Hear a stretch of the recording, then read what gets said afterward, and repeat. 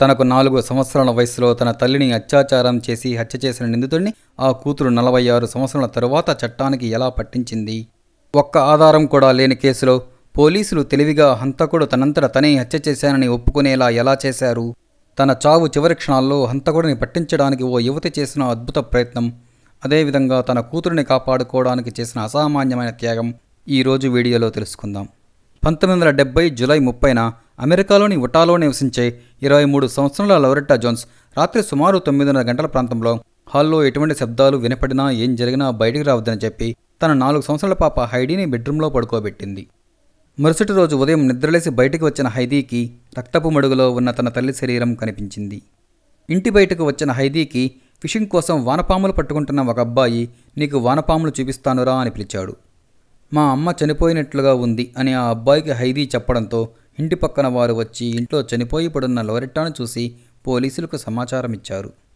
సంఘటనా స్థలానికి చేరుకున్న పోలీసులకు నేలపై అర్ధనగ్నంగా ఉన్న లొరెట్టా మృతదేహం కనిపించింది. హంతకుడు కత్తితో ఆమె గొంతును కోసేసున్నాడు. సంఘటనా స్థలంలోని సోఫా, నేల రక్తంతో తడిసి ముద్దయ్యున్నాయి. ఇంటిలోకి ఎవరూ బలవంతంగా వచ్చిన ఆనవాళ్లు లేవు. దీంతో ఎవరో తెలిసిన వ్యక్తే ఈ పని చేసుండవచ్చని పోలీసులు భావించారు.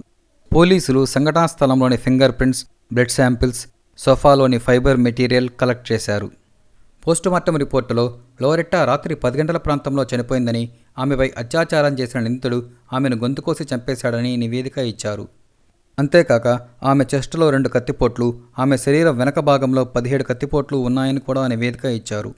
లొరెట్టా హత్య వార్త తెలిసి లొరెట్టా ఇంటికి వచ్చిన తన గ్రాండ్ పేరెంట్స్తో హైదీ ఈ హత్య తన తల్లి స్నేహితుడు టామ్ చేశాడు అని చెప్పింది.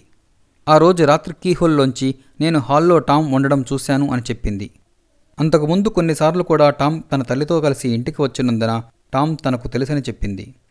ఆ రాత్రి ఏమైనా శబ్దాలు కానీ మీ అమ్మ అరవడం కానీ వినిపించిందా అని అడిగిన పోలీసులకు తనకేమీ వినపడలేదని హైదీ చెప్పింది. దీంతో లొరెట్టా తను అరిస్తే ఎక్కడ తన కూతురు రూంలోంచి బయటకు వస్తుందో హైదీని కూడా ఎక్కడ హంతకుడు చంపేస్తాడేమో అని అంత బాధను మౌనంగానే భరించిందని పోలీసులకు అర్థమయ్యింది. తన గొంతు కోస్తున్నా తన కూతురి క్షేమం కోసం అంత బాధను పంటి బిగువనే భరించిన ఆ తల్లి త్యాగాన్ని ఏమని వర్ణించగలం? లొరెట్టా ఇంట్లో వెతికిన పోలీసులకు లొరెట్టా డైరీ కనిపించింది. ఆ డైరీలో లొరెట్టా తనకు గత 2 నెలల నుండి టామ్ ఎగ్లే అనే వ్యక్తితో పరిచయం ఏర్పడిందని రాసుకోనుంది. టామ్ కోసం గాలిస్తున్న పోలీసులకు లొరెట్టా హత్య జరగడానికి గంట ముందు జరిగిన ఒక సంఘటన కూడా పోలీసుల దృష్టికి వచ్చింది. 10 సంవత్సరాల లోరీ అనే ఒక అమ్మాయిని ఒక వ్యక్తి కిడ్నాప్ చెయ్యబోతే ఆ అమ్మాయి పెద్దగా అరవడంతో భయపడిన ఆ వ్యక్తి ఆ అమ్మాయిని వదిలేసి వెళ్ళిపోయాడు. ఆ సమయంలో ఆ వ్యక్తి రకరకాల రంగులున్న ఒక విచిత్రమైన క్యాప్ని పెట్టుకోనున్నాడు. ఆ రోజు రాత్రి ఆ వ్యక్తి అదే క్యాప్ పెట్టుకుని ఒక దగ్గర బర్గర్ తింటుండగా ఆ అమ్మాయి అన్న, అతని ఫ్రెండ్ అతని టామ్ ఎగ్లీగా గుర్తించి పోలీసులకు ఫిర్యాదు చేశారు. అదే సమయంలో ఒక అజ్ఞాత వ్యక్తి కూడా పోలీసులకు ఫోన్ చేసి లొరెట్టా హత్య కేసులో టామ్ ప్రమేయం ఉండవచ్చని సమాచారం ఇచ్చాడు. టామ్ని గుర్తుపట్టిన హైదీ అతడే తన తల్లిని చంపాడని పోలీసులకు చెప్పింది.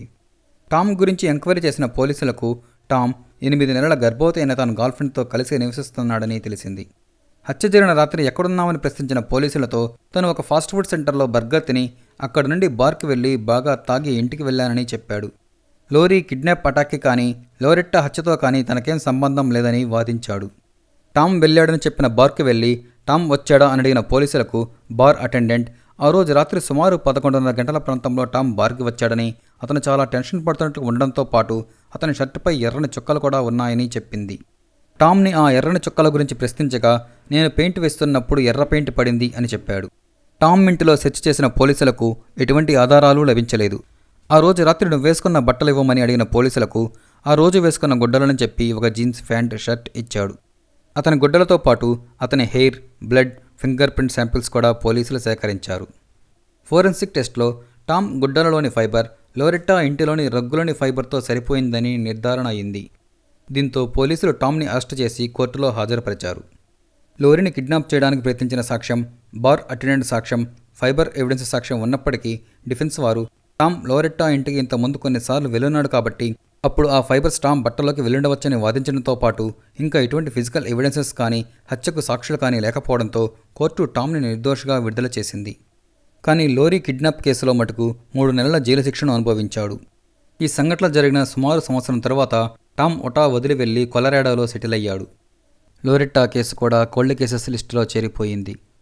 లోరెట్టా హత్య కేసు విచారణ సమయంలోనూ ఆ తరువాత కాలంలోనూ హైదీ భయంగా బ్రతికేది. టామ్ మళ్ళీ వచ్చి తననైనా చంపేస్తాడు లేదా ఇంట్లో ఇంకెవరినైనా చంపేస్తాడు అని భయపడుతూ బ్రతికేది. కాలం గడిచే కొద్దీ తన తల్లిని ఎవరు చంపింది తనకు తెలిసినా అతనికి శిక్ష పడకపోవడం హైదీని మానసిక వేదనకు గురిచేసేది. పోలీసులను అప్పుడప్పుడు కలుస్తూ ఉన్నప్పటికీ కేసులో ఏమాత్రం పురోగతి లేదు. అలా కాలాన్ని వెల్లదీస్తున్న హైదీకి 2009లో అంటే తన తల్లి హత్య జరిగిన 39 సంవత్సరాల తరువాత ఒక ఆర్ట్స్ ఫెస్టివల్లో తన స్కూల్ సీనియర్ అయిన డేవిడ్ బ్రూవర్ కలిశాడు. మాటల మధ్యలో అతను పోలీస్ డిపార్ట్మెంట్లో డిటెక్టివ్గా పనిచేస్తున్నాడని తెలుసుకున్న హైదీ అతనికి తన తల్లి హత్య కేసు గురించి చెప్పింది. దీంతో 2009లో డేవిడ్ ఈ కేసును తిరిగి రీఓపెన్ చేశాడు. అయితే అప్పటికే 39 సంవత్సరాలు గడిచినందున ఈ కేసుకు సంబంధించిన ఎటువంటి ఫైల్స్, రికార్డ్స్ దొరకలేదు. లోరెట్టా నుండి కలెక్ట్ చేసిన సెమెన్ శాంపిల్ కూడా దొరకలేదు. డేవిడ్కి ఈ కేసుకు సంబంధించి ఏమైనా ఆధారాలు ఉన్నాయా అంటే అది హైడీ దగ్గర ఉన్న ఓల్డ్ న్యూస్ పేపర్ ఆర్టికల్స్ మరియు హత్య జరిగిన సమయంలో లోరెట్టా రక్తంతో ఉన్న క్రైమ్ సీన్ ఫోటో. తన తల్లి రక్తం ఉన్న ఫోటోని హైదీ ఆల్బంలో పెట్టుకొనడం డేవిడ్కి ఆశ్చర్యం వేసిన క్రైమ్ సీన్కి సంబంధించి డేవిడ్కి దొరికిన ఒకే ఒక ఫోటో అది. న్యూస్ పేపర్స్లోని ఆర్టికల్స్ ఆధారంగా అప్పటి టామ్ గర్ల్ఫ్రెండ్ని వెతికి విచారించిన డేవిడ్కి టామ్ తరువాత కాలంలో 3 పెళ్లిళ్లు చేసుకుని 5 పిల్లలకు తండ్రయ్యాడని తెలిసింది. అప్పటి టామ్ గర్ల్ఫ్రెండ్ ఆ రోజు సంఘటన గురించి చెబుతూ ఆ రోజు రాత్రి టామ్ సుమారు రాత్రి 3 గంటల ప్రాంతంలో ఇంటికి వచ్చాడు. అంత టైం దాకా టామ్ బయట ఉండింది ఎప్పుడూ లేదు. ఇంత లేట్ అయ్యిందేమని అడిగితే ఒక ఆమెకు ఆమె కూతురుకు బర్గర్ కొని ఇచ్చేటప్పటికి లేట్ అయ్యింది అని చెప్పాడు. ఇంటికొచ్చిన టామ్ నేరుగా బాత్రూంలోకి వెళ్ళి గుడ్డలు కూడా తీయకుండానే స్నానం చేశాడు. ఉదయాన్నే లాండ్రీకి వెళ్తున్నానని చెప్పి కొన్ని బట్టలు తీసుకువెళ్లిన టామ్ తిరిగొచ్చేటప్పుడు ఆ రోజు రాత్రి వేసుకున్న బట్టలను తీసుకురాలేదు. పోలీసులు ఆ రోజు రాత్రి వేసుకున్న బట్టలు ఇవ్వమని అడిగినప్పుడు వేరే బట్టలు ఇచ్చాడు అని చెప్పింది. ఈ కేసులో పురోగతి కోసం ప్రజల సహకారం తీసుకోవాలని భావించిన డేవిడ్ మీడియాలో ఒక ప్రకటన ఇచ్చాడు. 39 సంవత్సరాల నాటి లోరెట్టా హత్య కేసులో ఎవరికైనా ఏమైనా సమాచారం తెలిస్తే పోలీసులకు చెప్పాలని ప్రచారం చేశాడు. ఈ ప్రకటన వాళ్ళకి ఒక విలువైన సమాచారాన్నిచ్చింది. లిండా అనే ఒక స్త్రీ డేవిడ్ని కలిసి లోరెట్టా హత్య జరిగిన సమయంలో తను హైదీ గ్రాండ్ పేరెంట్స్ వాళ్ళ ఇంట్లో ఉండి చదువుకుంటుండేదానని, లోరెట్టా హత్య జరిగిన తరువాత ఇంట్లో ఉన్న హైదీ బట్టల కోసం లోరెట్టా సోదరుతో కలిసి ఇంట్లోకి వెళ్ళిన తను రక్తంలో లోరెట్టా టీ మరియు ఓ అనే లెటర్స్ రాసుండడం గమనించానని చెప్పింది. హైదీ దగ్గరున్న ఫోటోను పరిశీలించగా అందులో టీ మరియు ఓ లెటర్స్ ఉండడం డేవిడ్ గమనించాడు. దీంతో టామే హంతకుడని బలంగా నమ్మిన డేవిడ్ టామ్ని ట్రేస్ చేసి కొలరాడోలో ఉన్న టామ్ని కలిశాడు. లోరెట్టా హత్య గురించి టామ్ను అడిగిన డేవిడ్కు అప్పట్లో తన గర్ల్ఫ్రెండ్ ఒకరు హత్యకు గురయ్యారని, కానీ ఆమె పేరు తనకు గుర్తులేదని టామ్ చెప్పాడు. కానీ ఆశ్చర్యకరంగా 40 సంవత్సరాల తరువాత కూడా ఆ హత్య జరిగిన రోజు తనేమేమి చేసింది, ఎక్కడెక్కడికి వెళ్ళింది చెప్పాడు, చివరకు బర్గర్ తినడంతో సహా. టామే హంతకుడిని డేవిడ్కి తెలిసినప్పటికీ ఆధారాలు లేకపోవడంతో ఆధారాలు రాబట్టే పనిలో డేవిడ్ నిమగ్నమయ్యాడు. చివరకు లోరెట్టా మృతదేహాన్ని బయటికి తీసి ఏమైనా ఆధారాలు దొరుకుతాయేమో చూడాలని నిర్ణయించుకున్నాడు. అలా 2016లో మృతదేహాన్ని బయటికి తీసినప్పటికీ అప్పటికే 46 సంవత్సరాలు గడిచినందున మృతదేహం దగ్గర ఎటువంటి ఆధారం దొరకలేదు.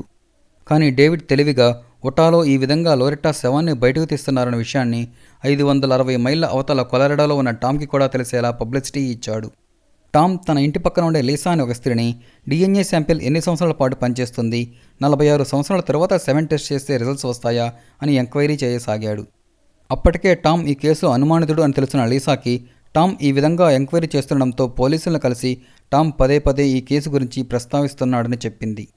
దీంతో ఈ కేసును పరిష్కరించాలంటే లీసా ద్వారా సాక్ష్యాలు రాబట్టడమే ఏకైక మార్గం అని భావించిన పోలీసులు లీసాను అండర్ కవర్ ఏజెంట్గా పనిచేయాలని కోరారు. సరేనని చెప్పిన లీసా పోలీసులు చెప్పినట్లు వాళ్ళ సంభాషణ రికార్డు చేయడానికి కూడా ఒప్పుకుంది. తన భర్త ద్వారా ఆ కేసు గురించిన వివరాలు తెలిసాయని, నువ్వే హంతకుడని పోలీసులు బలంగా భావిస్తున్నారని టామ్కు చెప్పింది. లోరెట్టా మృతదేహాన్ని బయటకు తీసి DNA శాంపిల్ కూడా కలెక్ట్ చేశారంట అని కూడా టామ్తో చెప్పింది.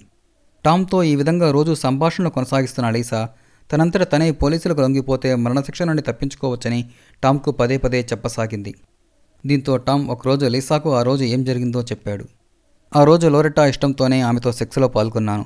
ఆ తరువాత మా మధ్య గొడవ జరగడంతో ఆమెను గొంతుకోసి చంపేశాను అని చెప్పాడు. టామ్తో జరిగిన ఈ సంభాషణను రికార్డు చేసిన లీసా పోలీసులకు సమాచారం ఇచ్చింది. మళ్ళీ టామ్ను కలుసుకున్న డేవిడ్కు ఈసారి టామ్ తనే లోరెట్టాను చంపానని చెప్పాడు.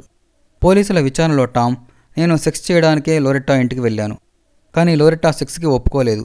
తను కిచెన్లోకి వెళ్ళబోతుండగా ఆమె వెనకనే వెళ్ళి గొంతుకోసి అత్యాచారం చేసి చంపేశాను అని చెప్పాడు. కానీ లోరెట్టాను తనే హత్య చేశానని ఒప్పుకుంటే అతని మీద రేప్ కేసు తొలగించి కేవలం హత్య కేసు మాత్రమే నమోదు చేస్తామన్న పోలీసుల అగ్రిమెంట్లో భాగంగా అతని మీద కేవలం హత్య కేసు మాత్రమే నమోదు చేశారు. కేసును విచారించిన న్యాయస్థానం టామ్కు 10 సంవత్సరాల జైలు శిక్షను విధించింది. తనకు 4 సంవత్సరాల వయసున్నప్పటి నుండి టామ్మీ హంతకుడని చెబుతూ వచ్చిన హైదీ ఆ నిజాన్ని 46 సంవత్సరాల తరువాత కోర్టు నమ్మడంతో లోరెట్టా హత్య కేసు పరిష్కరించబడింది. మరి ఈ వీడియోపై మీ అభిప్రాయాన్ని కామెంట్ చేయండి. ఈ వీడియో కనుక మీకు నచ్చితే లైక్ చేయండి, షేర్ చేయండి. మరిన్ని ఇంట్రెస్టింగ్ వీడియోల కోసం మా ఛానల్ సబ్స్క్రైబ్ చేసుకోండి.